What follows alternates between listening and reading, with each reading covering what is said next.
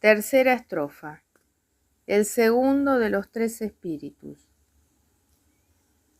Se despertó como consecuencia de un sonoro ronquido.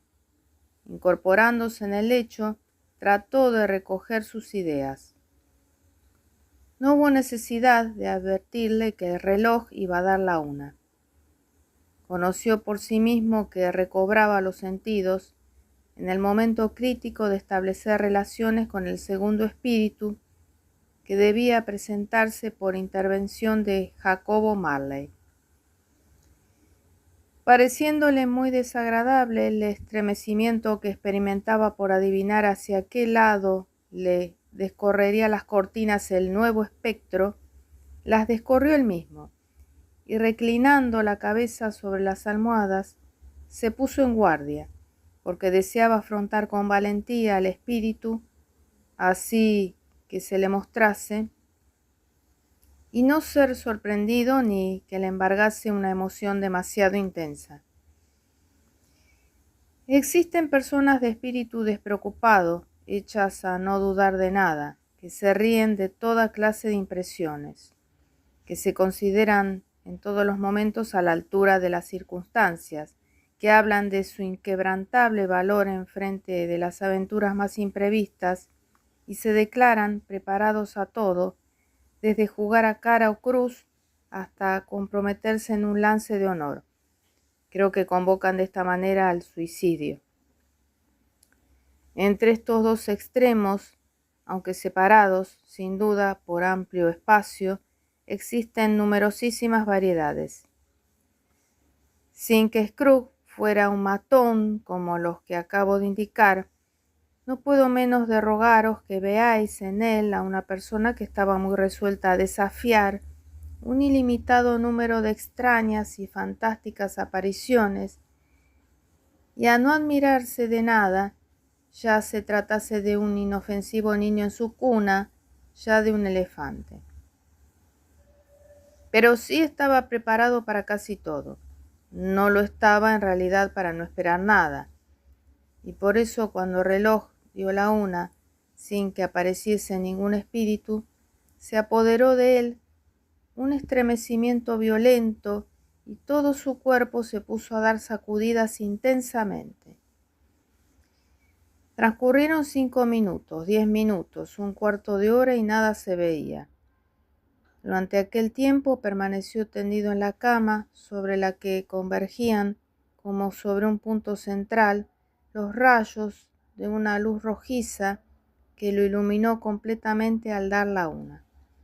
Esta luz, por sí sola, le producía más temor que una docena de aparecidos, porque no podía comprender ni la significación ni la causa, y hasta se figuraba que era víctima de una combustión espontánea, sin el alivio de saberlo.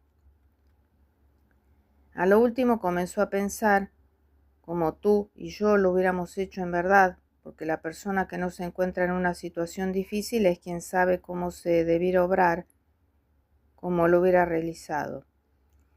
A lo último comenzó a pensar en que el misterioso foco del fantástico resplandor podría estar en el aposento inmediato, de donde, a juzgar por el foco lumínico, parecía proceder.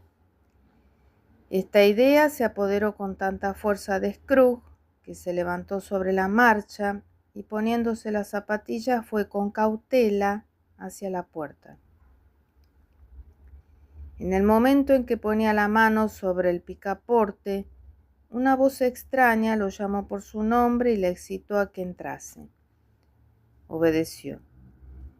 Aquel era efectivamente su salón, no había duda, pero transformado de una forma fantástica. Las paredes y el techo estaban magníficamente decorados de verde follaje. Aquello parecía un auténtico bosque lleno en su fronda de bayas brillantes y camesíes. Las lustrosas hojas del acebo y de la hiedra reflejaban la luz como si fueran espejillos. En la chimenea brillaba un bien provisto fuego, como no lo había conocido jamás en la época de Marley y en la de él mismo.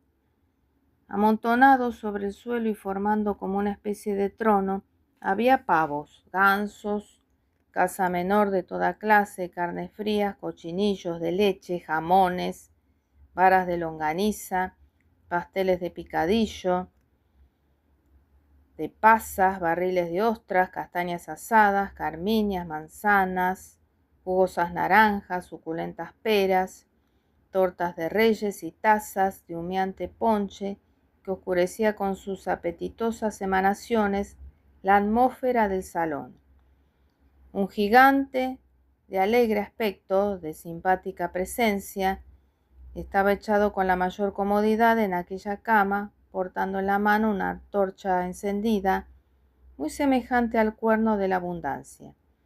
La levantó por encima de su cabeza, a fin que iluminase bien a Scrooge cuando éste entreabrió la puerta para ver aquello. «Adelante», gritó el fantasma, «adelante, no tengáis miedo de entablar relaciones conmigo». Scrooge entró con cautela, realizando una reverencia al espíritu. Ya no era el malhumorado Scrooge de antaño, y aunque las miradas del fantasma expresaban un carácter benévolo, bajó ante las de éste las suyas. «Soy el espíritu de la presente Navidad», se presentó el fantasma. «Observarme bien». Scrooge obedeció respetuosamente.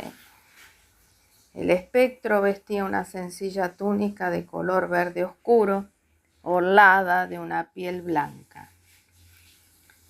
La llevaba tan desaliñadamente puesta que su ancho pecho aparecía al descubierto, como si despreciase revestirse de ningún adorno. Los pies, que se veían por bajo de los anchos pliegues de la túnica, se encontraban también desnudos. Ceñía a la cabeza una corona de hojas de acebo sembradas de brillantes carámbanos. Las largas quedejas de su oscuro cabello pendían libremente. Su rostro respiraba sinceridad, sus miradas eran expresivas, su mano dadivosa, su voz alegre y sus ademanes despojados de toda ficción. Suspendida del talle llevaba una vaina descuidada, pero sin espada. «No habéis visto cosa semejante», dijo el espíritu, «nunca. No habéis viajado con los individuos más jóvenes de mi familia. Quiero deciros, porque yo soy joven, mis hermanos mayores de estos últimos años. No lo creo e incluso sospecho que no. Tenéis muchos hermanos, más de 1800. Familia extraordinariamente numerosa, gigante». El espíritu de la Navidad se levantó. «Conducidme», dijo con acatamiento Scrooge, «a donde queráis. He salido anoche contra mi voluntad y he recibido una lección que comienza a producir sus frutos. Si esta noche tenéis alguna cosa que enseñarme, os prometo que asimilaré sus enseñanzas. Tocad mi vestido». Scrooge cumplió la orden y se agarró la túnica. De súbito desapareció aquel conjunto de comestibles que en el salón había. El aposento, la luz rojiza, hasta la misma noche lo hicieron también. Y los viajeros se encontraron en las calles de la ciudad la mañana de Navidad, cuando las gentes, bajo la impresión de un frío algo vivo, producían por todas partes una especie de música disonante, raspando la nieve amontonada delante de las casas o barriéndola de los canalones, de donde se precipitaba en la calle con gran satisfacción de los niños, que creían ver en aquello como pequeñas avalanchas. Las fachadas de los edificios, incluso más las ventanas, aparecían doblemente oscuras por la diferencia que resultaba comparándolas con la nieve depositada en los tejados e incluso con la de la calle, si bien ésta no conservaba la blancura de aquella, pues los carromatos con sus macizas ruedas la habían surcado profundamente. Los carriles se entrecruzaban de mil formas millares de veces en la desembocadura de las calles, formando un inextricable laberinto sobre el amarillento y endurecido barro y sobre el agua helada. Las calles más estrechas desaparecían bajo una densa niebla, la cual caía en forma de aguanieve mezclada con hollín, como si todas las chimeneas de la Gran Bretaña se hubieran concertado para limpiarse sin miramientos. Londres entonces no tenía nada de atractivo y, sin embargo, se echaba de ver por todas partes un aire tal de regocijo que ni en el día más hermoso ni bajo el sol más brillante del verano se vería otro semejante. Un ejemplo, los hombres que se ocupaban de limpiar la nieve de los tejados parecían gozosos y satisfechos. Se llamaban unos a otros y de cuando en cuando se dirigían riendo bolas de nieve, proyectil más inofensivo seguramente que muchos sarcasmos, soltando carcajadas cuando daban en el blanco y todavía más cuando no. Las tiendas de volatería estaban medio abiertas tan solo, las de frutas y verduras brillaban en todo su esplendor.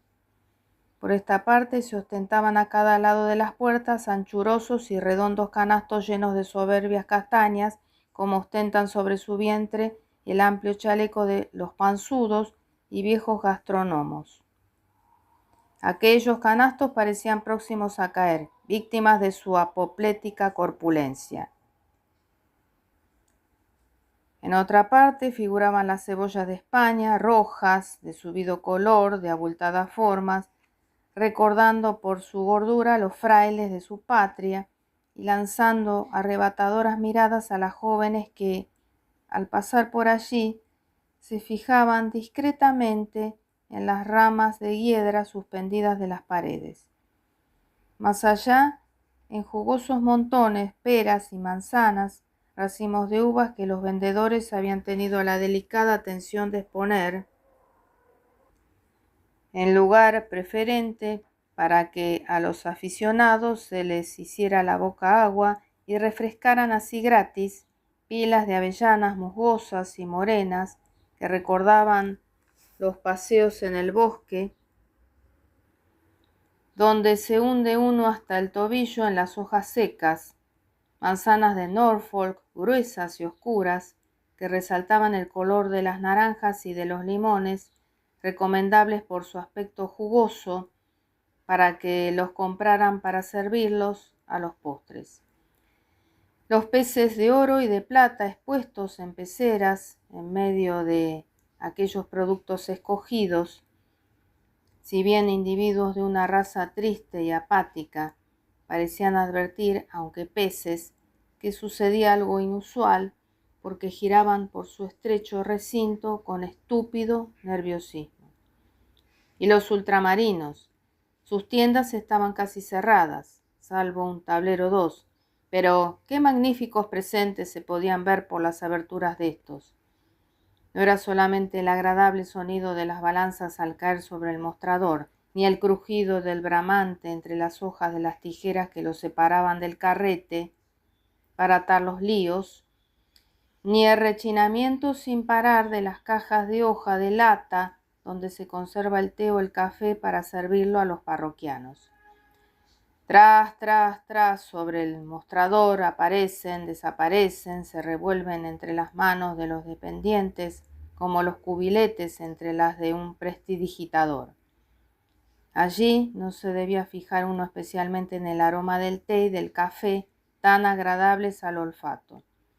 Las pasas hermosas y abundantes, las almendras tan blancas, las cañas de canela tan largas y rectas, las demás especias tan gustosas, las frutas confitadas y envueltas en azúcar candy, a cuya sola vista los curiosos se chupaban el dedo, los jugosos y gruesos higos, las ciruelas de toura y de ajen, de suave color rojo y gusto ácido en sus ricas cestillas, y por último, todo lo que allí había adornado con su traje de fiesta llamaba la atención. Era preciso ver a los laboriosos parroquianos realizar los proyectos que habían formado para aquel día, empujarse, tropezarse violentamente con la banasta de las provisiones, olvidándose, a lo mejor, de sus compras, volviendo a buscarlas rápidamente, cometiendo otros errores pero sin perder el buen humor, en tanto que el dueño de la tienda y sus dependientes daban tantas muestras de cortesía y de franqueza que no había más que pedir. Pero después sonaron las campanas de las iglesias y de las capillas para que se acudiese a los oficios. Muchedumbre de gentes ataviadas con sus mejores galas, con muestras de contento y ocupando de lado a lado las calles, acudieron al llamamiento. A la vez, y desembocando de las callejuelas laterales y de los pasadizos, se dirigieron un gran número de personas a los hornos para que les guisaran las comidas. Esto inspiró un interés grandísimo al espíritu, porque, situándose con Scrooge a la puerta de una tahona, levantaba la tapadera de los platos a medida que los iban apareciendo, y como que los regaba de incienso con su antorcha.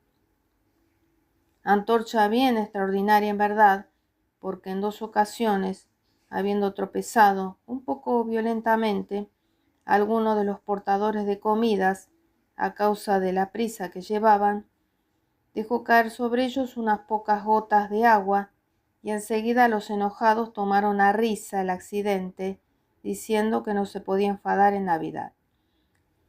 Y nada más verdadero, Dios mío, nada más cierto. Poco a poco fueron acallándose las campanas y los tahonas se cerraron, pero quedaba como un placer anticipado de las comidas, de los progresos que iban haciendo, en el vapor que se difundía por el aire escapándose de los hornos encendidos. ¿Tienen alguna virtud especial las gotas que se desprenden de vuestra antorcha?, preguntó Scrooge. Seguramente, mi virtud. ¿Puede comunicarse a toda clase de comida hoy? A toda clase de manjar ofrecido de buena voluntad y particularmente a las personas más pobres. ¿Por qué a las más pobres? Porque son las que sienten mayor necesidad. Espíritu, dijo Scrooge, después de pensárselo mucho, estoy admirado de que los seres que se agitan en las esferas suprasensibles, que espíritus como vosotros, se hayan encargado de una misión poco caritativa, la de privar a esas pobres gentes de las ocasiones que se les ofrecen de disfrutar un placer sin malicia. Yo, exclamó el espíritu, sí, porque les priváis de medios de comer cada 8 días, en el día en que se puede decir verdaderamente que comen. ¿No es positivo? ¿Yo?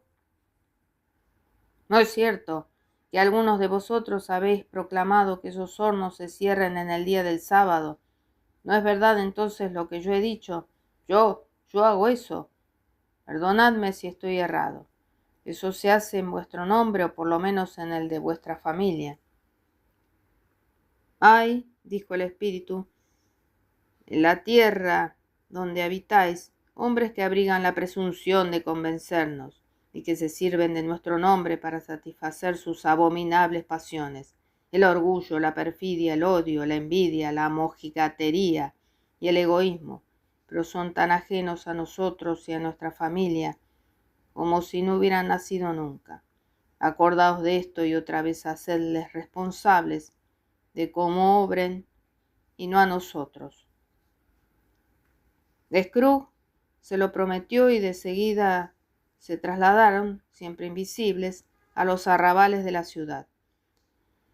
En el espíritu residía una cualidad extraordinaria, y Scrooge lo advirtió en la tahona, la de poder sin inconveniente, y a pesar de su gigantesca estatura, acomodaron a todos los lugares, sin que bajo el techo menos elevado perdiese nada de su prestancia, de su natural majestad, como si se hallase dentro de la bóveda más elevada de un palacio. Impulsado, quizás, por el gusto que tenía el espíritu en demostrar esta cualidad suya, o por su naturaleza benévola y generosa para con los pobres, llevó a Scrooge al domicilio de su dependiente. Al atravesar los umbrales, sonrió el espíritu y se paró para echar una bendición, regando además con la antorcha el humilde recinto de Bob Cratchit. Eso es. Bob no tenía más que 15 bob, o sea chelines, por semana. Cada sábado se le entregaban 15 ejemplares de su nombre de pila y, sin embargo, no por eso dejó el espíritu de la Navidad de bendecir aquella humilde morada compuesta de 4 aposentos. Entonces se levantó Mrs. Cratchit, mujer de Cratchit, vestida con un traje vuelto, pero en compensación adornada de muchas cintas muy baratas, esas cintas que producen tan buen efecto a pesar de lo poquísimo que valen. Estaba disponiendo la mesa ayudada de Belinda Cratchit, el mayor de los hijos. Metía su tenedor en la marmita llena de patatas y estiraba cuando le era posible su enorme cuello de camisa. No precisamente su cuello, sino el de su padre, pues éste se lo había prestado, en honor de la Navidad, a su presunto heredero, quien, orgulloso de verse tan elegante, ansiaba lucirse en el paseo más concurrido y aristocrático. Otros 2 pequeños Cratchit, niño y niña, penetraron en la habitación diciendo que habían olfateado el pato en la tahona y conocido que era el de ellos. Engolosinados de antemano con la idea de la salsa de cebolla y salvia, rompieron a bailar alrededor de la mesa, ensalzando hasta el firmamento la habilidad de Maese Cratchit, el cocinero de aquel día, en tanto que este último, tieso de orgullo a pesar de que el opulento cuello amenazaba ahogarle, atizaba el fuego para ganar el tiempo perdido, hasta hacer que las patatas saltasen al cocer, a chocar con la tapadera del perol, anunciando con esto que estaban ya a punto para ser sacadas y peladas. ¿Por qué se retrasará tanto vuestro excelente padre?, dijo Mrs. Cratchit. ¿Y vuestro hermano, Tiny Tim? ¿Y Marta? El año pasado vino media hora antes. Aquí está Marta, madre, gritó una joven que entraba en aquel instante.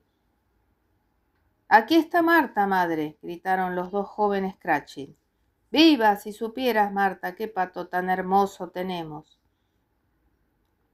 Ah, querida hija, que Dios te bendiga. Qué tarde vienes, dijo Mrs. Cratchit, abrazándola una docena de veces y quitándole con cariño del mantón y el sombrero.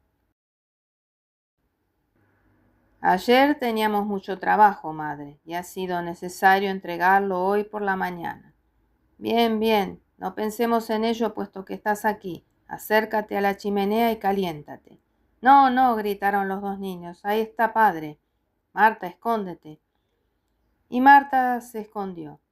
Poco después hicieron su entrada el pequeño Bob y el padre de Bob, con una bufanda que le colgaba a lo menos 3 pies por delante, sin contar la franja. Su traje, aunque viejo, estaba perfectamente arreglado y cepillado para honrar la fiesta.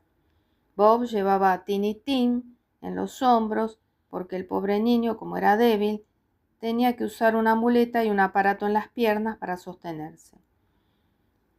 ¿Dónde está nuestra Marta?, preguntó Bob, escudriñando todos los rincones. No viene, dijo Mrs. Cratchit. ¿Que no viene?, exclamó Bob, poseído de un súbito abatimiento y perdiendo de un golpe toda la alegría con que había traído a Tiny Tim de la iglesia como si hubiera sido su caballo. ¿No viene para celebrar la Navidad?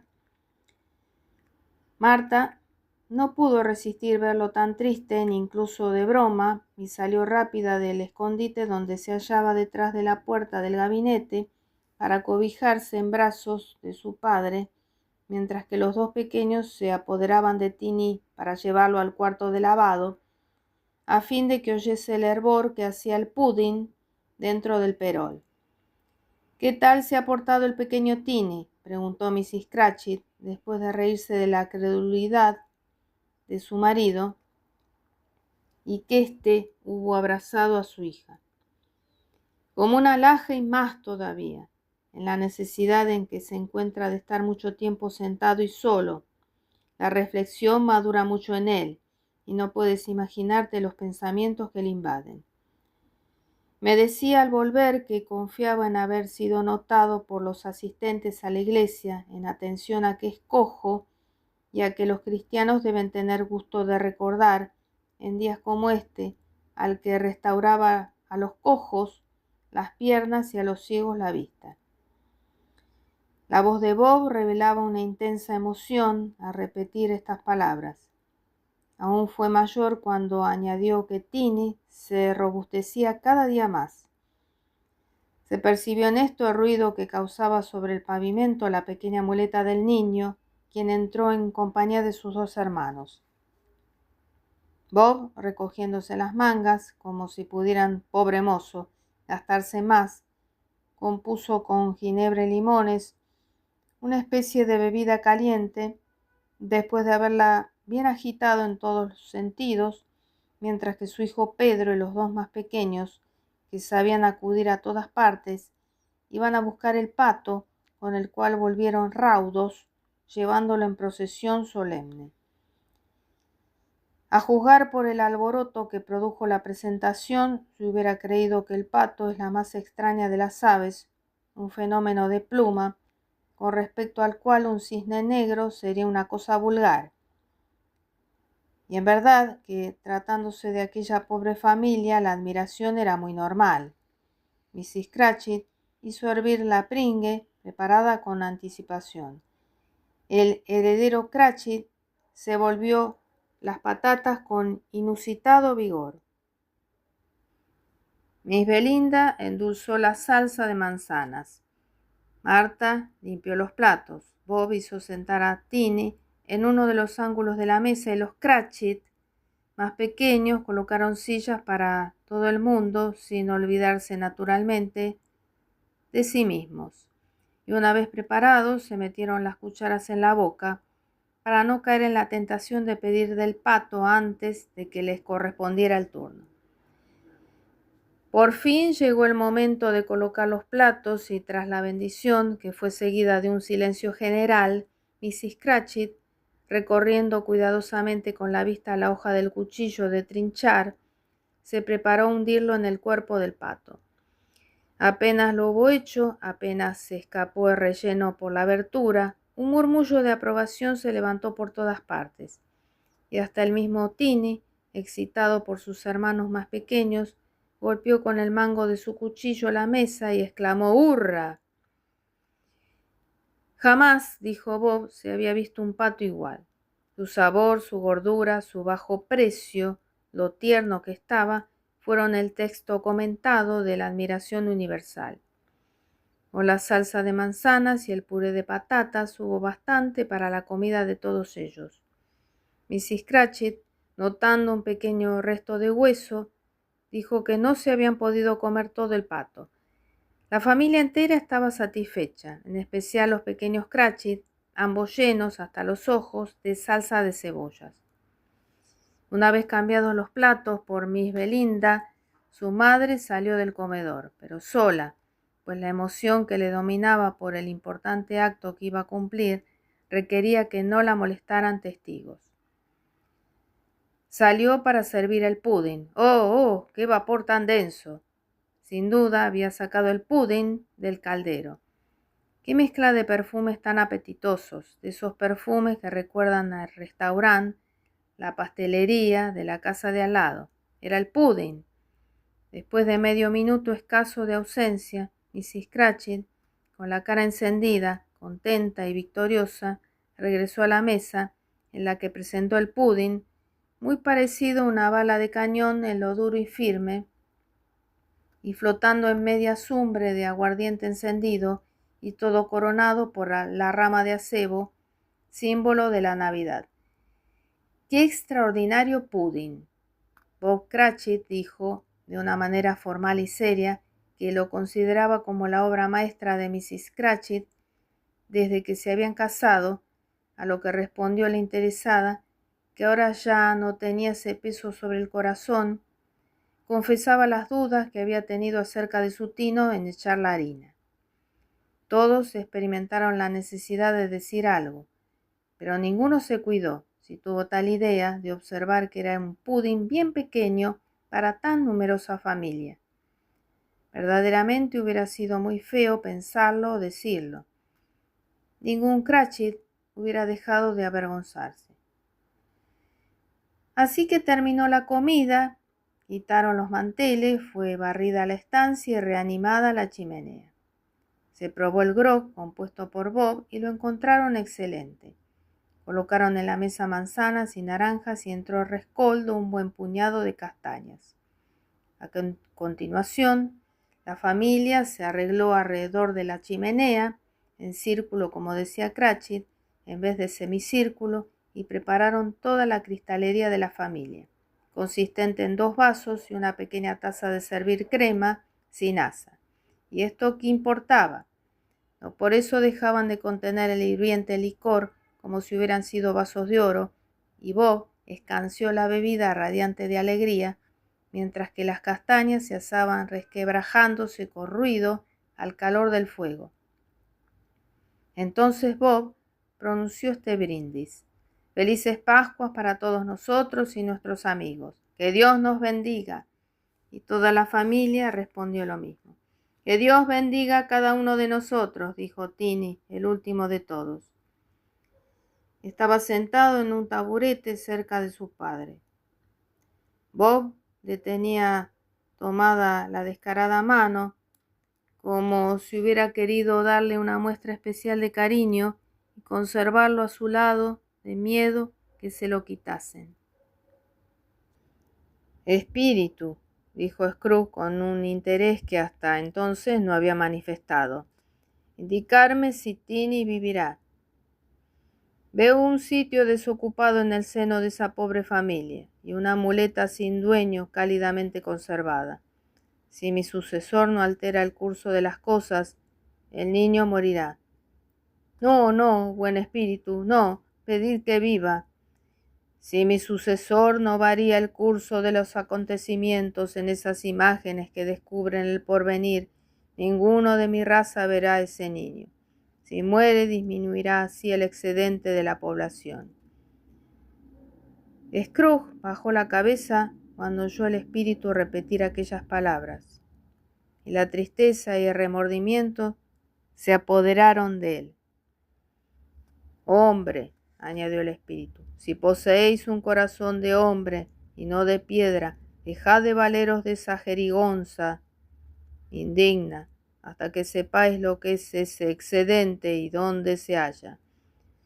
¿Os atreveríais a marcar los hombres que deben vivir y los que deben morir? Es muy posible que a los ojos de Dios seáis menos dignos de vivir que millones de criaturas semejantes al hijo de ese pobre hombre.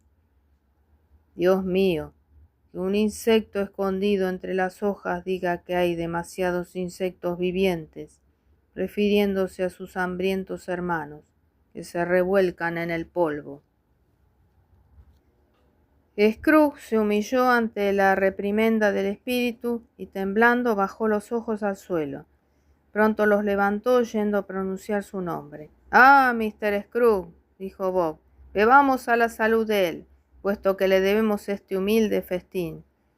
«Buen principal está», exclamó Mrs. Cratchit furiosa. «Quisiera verlo aquí para servirle un plato de mi gusto. Buen apetito había de tener para tragarlo». «Querida mía», dijo Bob, «los niños, la Navidad. Se necesita que nos encontremos en tal día para beber a la salud de un hombre tan odioso, tan avaro y desprovisto de sentimientos duro como Mr. Scrooge. Ya sabéis que es todo eso. Ninguno lo puede decir mejor que vos, mi pobre marido». «Querida mía», insistió con ternura Bob, «el día de Navidad. Beberé a su salud por amor a vos y en honra del día, pero no por él. Le deseo, pues, larga vida, felices Pascuas y próspero año. He aquí con qué dejarlo bien contento, pero lo pongo en duda». Los niños secundaron el brindis y esto fue lo único que hicieron sin entusiasmo aquel día. Tiny bebió el último, pero hubiese dado su brindis por un perro chico. Scrooge era el vampiro de la familia. Su nombre arrojó una negra sombra a la satisfacción de aquellas personas, pero fue cosa de 5 minutos. Pasados estos y desvanecido el recuerdo de Scrooge, Bob anunció que ya le habían prometido colocar a su hijo mayor con algo más de 5 chelines por semana. Los pequeños Cratchit rieron como presos, pensando que su hermano iba a tomar parte en los negocios, y el interesado miró con aire pensativo, y por entre los picos del cuello de la camisa, al fuego, como si ya reflexionase acerca de la colocación que daría una renta tan tentadora.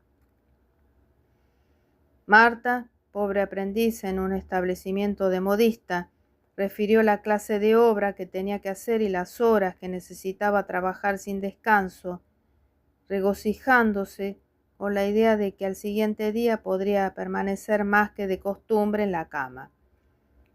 Añadió que acababa de ver a un lord y una condesa, aquel de la misma estatura que Pedro, con lo que éste se levantó tanto el cuello de la camisa que casi no se le veía la cabeza.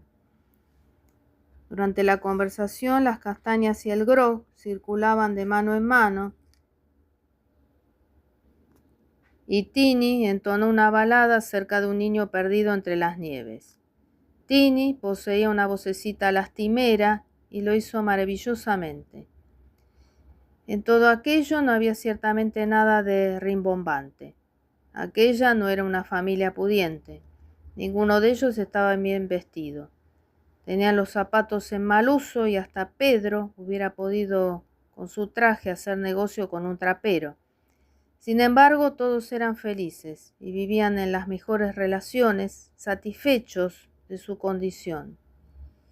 Cuando Scrooge se separó de ellos, se manifestaron cada vez más alegres, gracias al benéfico influjo de la antorcha del espíritu. Así es que continuó mirándolos hasta que desaparecieron, y sobre todo a Tiny Tim. Había llegado la noche, oscura y como boca de lobo. Mientras Scrooge y el espíritu vagaban por las calles, la lumbre chisporroteaba en las cocinas, en los salones, en todas partes, produciendo extraordinarios efectos. Aquí, la llama vacilante dejaba ver los preparativos de una modesta pero excelente comida de familia, en una estancia que preservaban del frío de la calle por medio de espesos cortinajes de color rojo oscuro. Por allá todos los hijos de la casa, desafiando la temperatura, salían al encuentro de sus hermanas casadas, de sus hermanos, de sus tíos, de sus primos, para anticiparse a darles la bienvenida. Por otras partes, los perfiles de los convidados se divisaban a través de los visillos. Una porción de hermosas jóvenes, encapuchadas y calzadas de fuertes zapatos, hablando todas a la vez, marchaban rápidamente a casa de su vecina, infeliz del soltero. Las taimadas hechiceras lo sabían perfectamente, que las viese entonces penetrar en la casa con los semblantes coloreados por el frío. A juzgar por el número de personas que se dirigían a las reuniones, se hubiera podido decir que no quedaba nadie en las casas para dar la bienvenida, pero no ocurría así. En todas partes había amigos que aguardaban con el corazón bien alegre y las chimeneas bien provistas de fuego. Por eso se veía el espíritu pletórico de entusiasmo, y que descubriendo su ancho pecho y abriendo su dadivosa mano, flotaba por encima de aquella gente, derramando sobre ella su pura y cándida alegría. Hasta los humildes faroleros se aceleraban delante de él, marcando su trabajo con luminosos puntos a lo largo de las calles, ya vestidos para ir a alguna reunión. Se reían a carcajadas cuando el espíritu pasaba cerca de ellos, por más que no supieran lo cercano que lo tenían. Súbitamente, sin que el espíritu hubiera dicho nada a su compañero, en preparación para tan brusco tránsito, se encontraron en medio de un lugar pantanoso, triste, desierto y lleno de grandes montones de piedras, como si allí hubiera un cementerio de gigantes. El agua circulaba por todas partes y no se ofrecía para ello otro obstáculo que el hielo que la sujetaba prisionera. Aquel suelo no producía más que musgo, retama y una hierba mezquina y silvestre. Por el horizonte y en la dirección del oeste, el sol crepuscular había dejado un rastro de fuego de un rojo vivísimo, que iluminó por un momento aquel lugar de desolación, como si fuese la mirada brillante de un ojo sombrío cuyos párpados se cerrasen poco a poco hasta que desapareció totalmente en la oscuridad de una densa noche. ¿Dónde nos encontramos?, preguntó Scrooge. Donde habitan los mineros, respondió el espíritu, los que trabajan en las entrañas de la tierra. Ya se han dado cuenta de mi presencia. Brilló una luz en la ventana de una pobre choza y ambos se dirigieron hacia aquel lado. Penetrando a través del muro de piedras y tierra que constituía aquel mísero albergue, vieron una numerosa y alegre reunión alrededor de una gran fogata.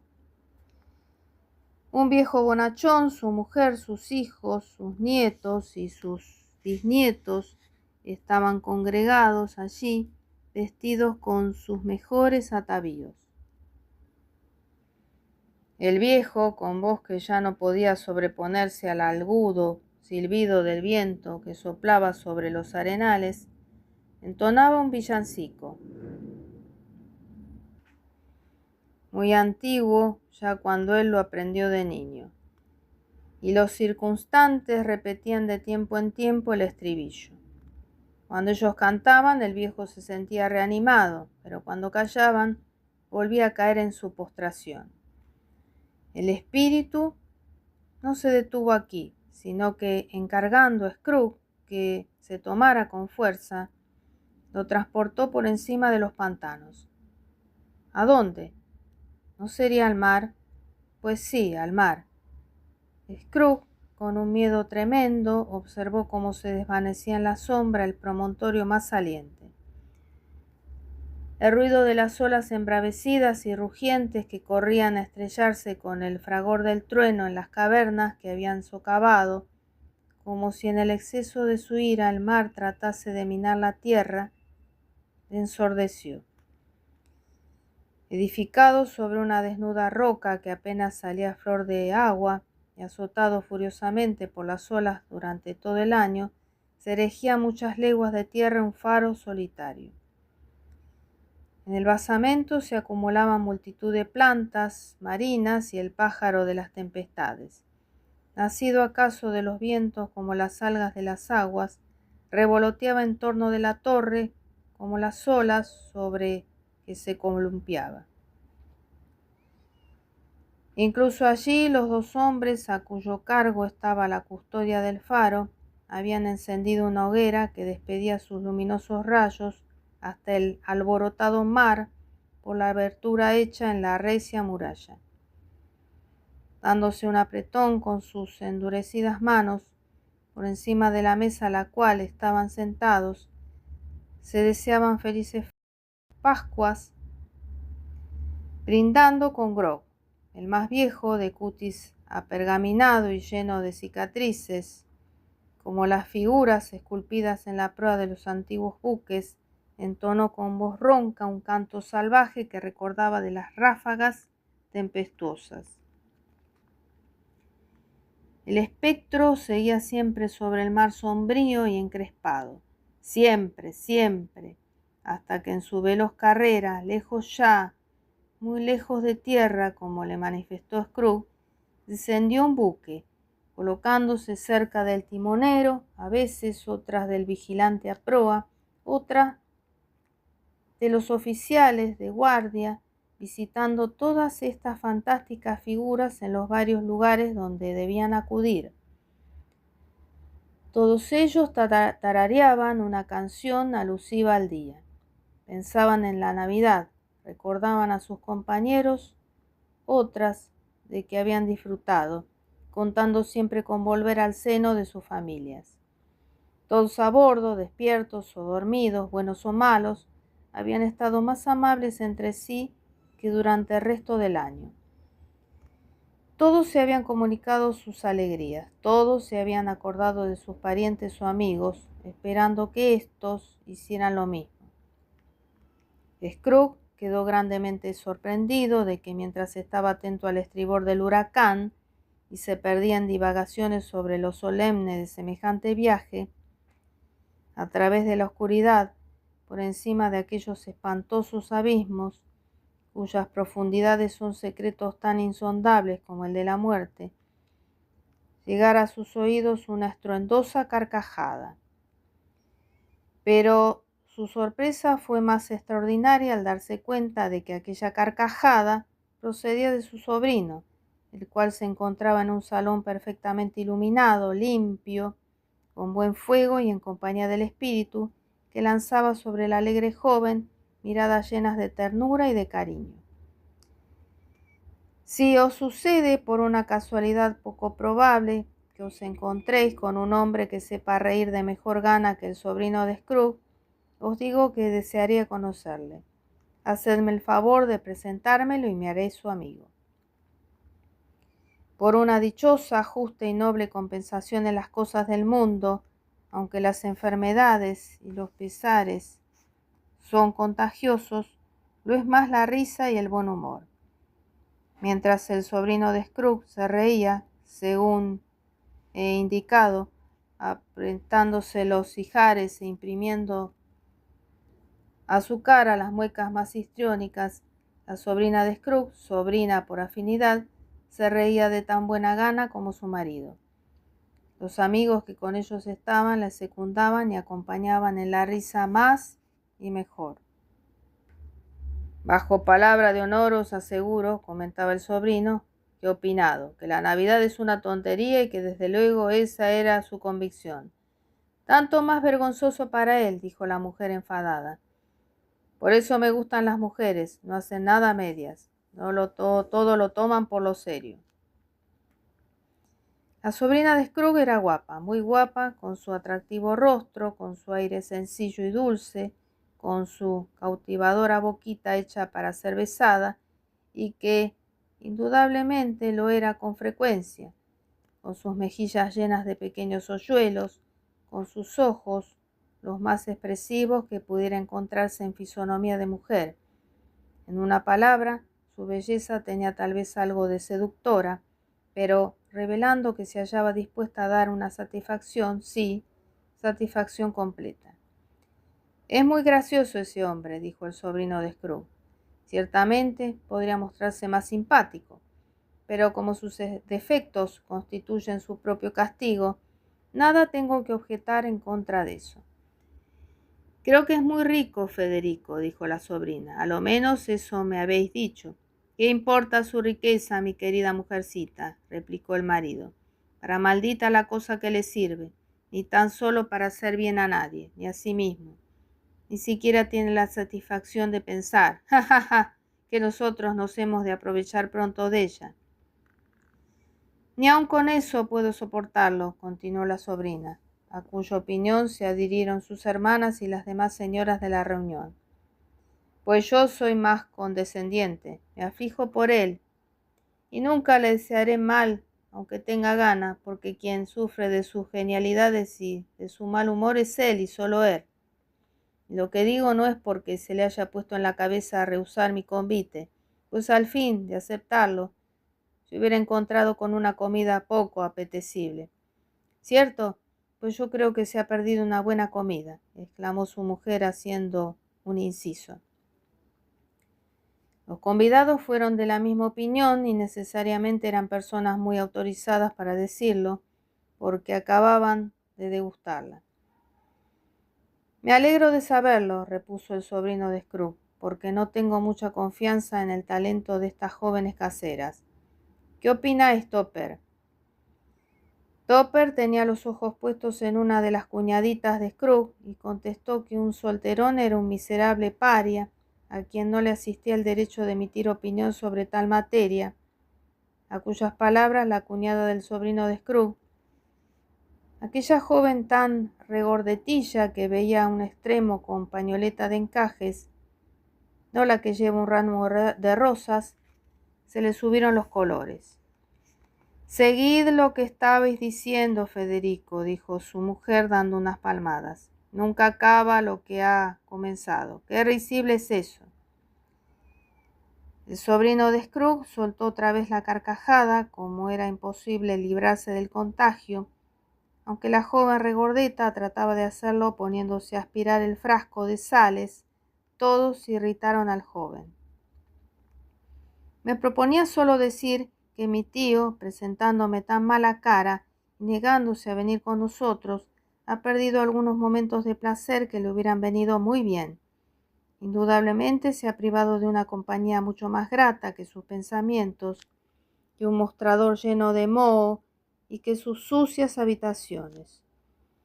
Esto no es obstáculo para que todos los años le invite de la misma manera, le guste o no, porque tengo lástima de él. Dueño es, si así lo estima conveniente, de reírse de la Navidad, pero no podré menos de formar buena opinión de mí cuando me vea presentarme a él todos los años, diciéndole con mi acostumbrada buena disposición: mi querido tío, ¿qué tal os va? Si esto pudiera inspirarle la idea de aumentar el sueldo de su dependiente hasta 44 libras esterlinas, se habría logrado algo. No sé, pero se me figura que ayer ha hecho caso omiso de ello. Al oír aquello, todos los asistentes se rieron, pareciéndoles que era ardua pretensión la de haber conseguido quebrantar a Scrooge. Pero como el sobrino era de extraordinario humor y no se cuidaba de saber por qué se reían con tal que se rieran, todavía los animó haciendo circular las botellas. Después del té hubo un poco de música, porque aquellos miembros formaban una familia amante de ella, que entendían a la perfección lo de cantar arias y ritornelos, sobre todo Topper, que sabía lanzar su gruesa voz de bajo como un artista consumado, sin que se le hinchara las venas de la frente y sin ponerse rojo como un cangrejo. La sobrina de Scrooge tocaba bien el arpa.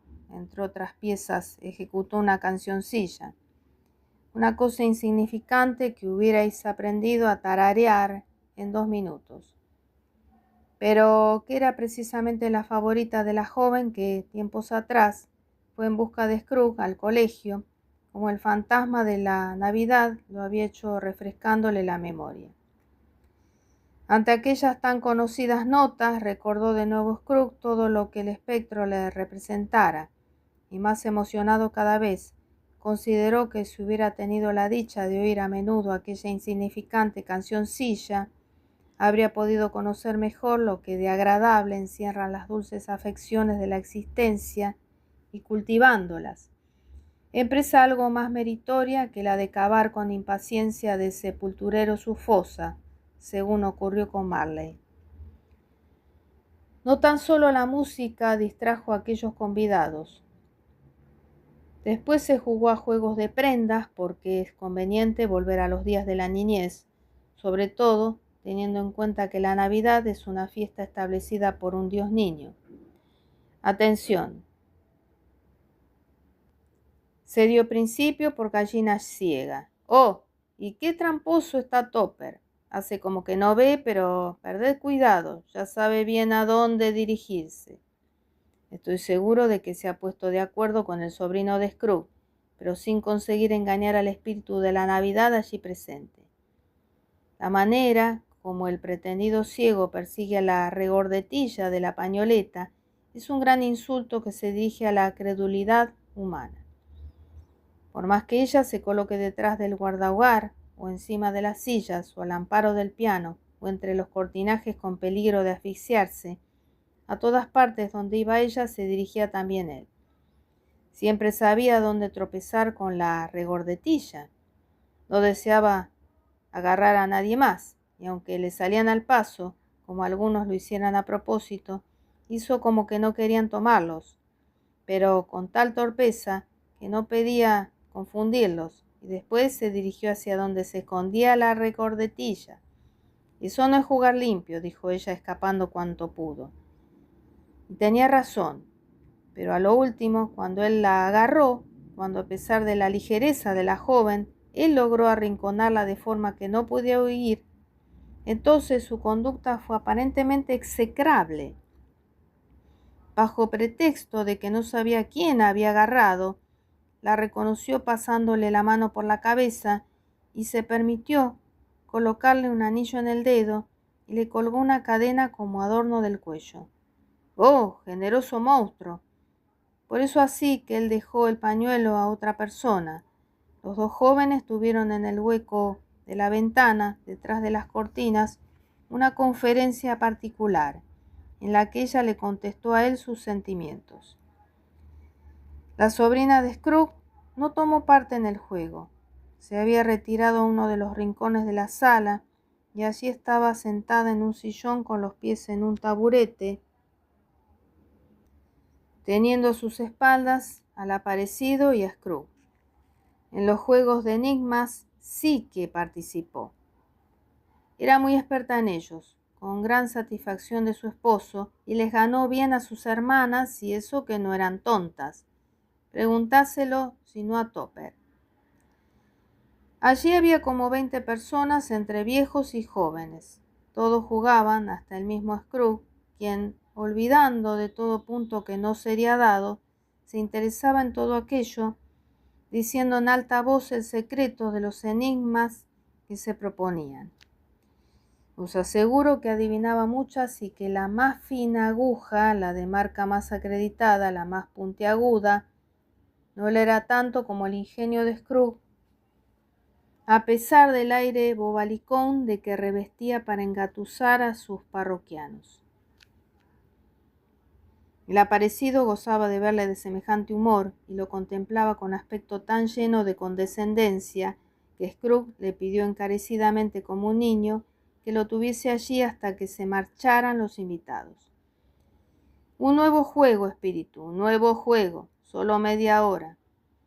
Tratábase del juego conocido como de Sino. El sobrino de Scrooge debía tener un pensamiento y los demás la obligación de adivinarlo. A las preguntas que le hacían él no contestaba más que sí o no.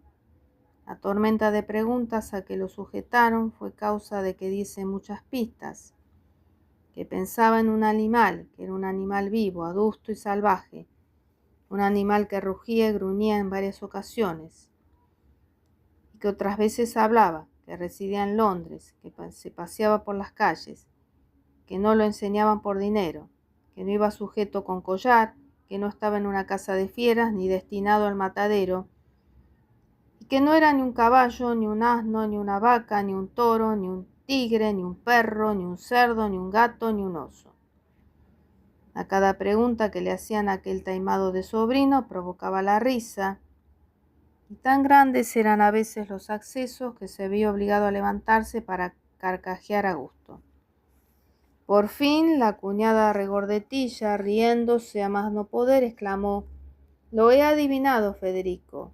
Ya sé lo que es. ¿Qué es?» «Es vuestro tío, Scrooge». Ciertamente había acertado. La admiración fue general. Si bien algunas personas objetaron que a la pregunta «¿es un oso?», debía haberse contestado sí, tanto más cuanto que a la respuesta negativa, muchos habían dejado de pensar en Scrooge para buscar por otro lado. «Sea como fuere, ha contribuido muy especialmente a divertirnos», dijo Federico, «y seríamos sobre toda ponderación ingratos si no bebiéramos a su salud. Con juicio, todos empuñamos ahora un vaso de ponche de vino. Por lo tanto, a la salud de mi tío Scrooge». «Sea, a la salud del tío Scrooge», respondieron. «Felices Pascuas y dichoso año para el viejo, a pesar de su mal humor. Él no aceptaría este buen deseo de mi parte, pero a pesar de todo se lo tributo, por mi tío Scrooge». Scrooge se había dejado arrastrar de tal manera por la hilaridad general, experimentaba tanto sosiego en su corazón, que de buena gana hubiera tomado parte en el brindis, aunque nadie sabía de su presencia allí, y pronunciado un buen discurso de gracias, siquiera fuese desoído, a no ser porque se lo impidió el fantasma. Hubo cambio de escena. Cuando el sobrino pronunciaba la última palabra del brindis, Scrooge y el espíritu comprendieron de nuevo el vuelo. Contemplaron muchos países, fueron muy lejos, visitaron un gran número de hogares, y siempre con las mejores consecuencias para aquellos a quienes se acercaba el espíritu de la Navidad. Al aproximarse al lecho de uno enfermo y en tierra extraña, éste se olvidaba de su dolencia y se creía transportado a suelo patrio. Si una alma en lucha con la suerte le infundía sentimientos de resignación y esperanza para un mejor futuro. Si a los pobres enseguida se creían ricos, si a las casas de caridad, a los hospitales y a las prisiones, a todos estos refugios de la miseria, donde el hombre vano y orgulloso no había podido, abusando de su pequeño y efímero poder, impedir la entrada al espíritu, éste dejaba caer su bendición y enseñaba a Scrooge 1000 procedimientos caritativos. Una noche muy larga, si es que todo esto se cumplió en una noche. Scrooge lo puso en duda porque a su juicio habían sido condensadas muchas navidades en el tiempo que estuvo con el aparecido. Ocurría una cosa muy notoria, era que mientras Scrooge conservaba inalterables sus formas exteriores, el espíritu se hacía más viejo, ostentosamente más viejo. Scrooge se dio cuenta de la transformación, pero no dijo nada, hasta que al salir de un recinto donde varios niños celebraban la fiesta de Reyes, miró al espíritu, así que se encontraron solos, y descubrió lo mucho que había encanecido. ¿Tan corta es la vida de los espíritus? La mía es muy breve en este mundo, contestó el espectro. Finaliza hoy por la noche. ¿Esta noche? Esta noche, a las 12. Oíd, la hora se acerca. En aquel instante sonaban en el reloj los 3/4 para las 12. Dispensadme si es que soy indiscreto, dijo Scrooge, que observaba atentamente la vestidura del espíritu.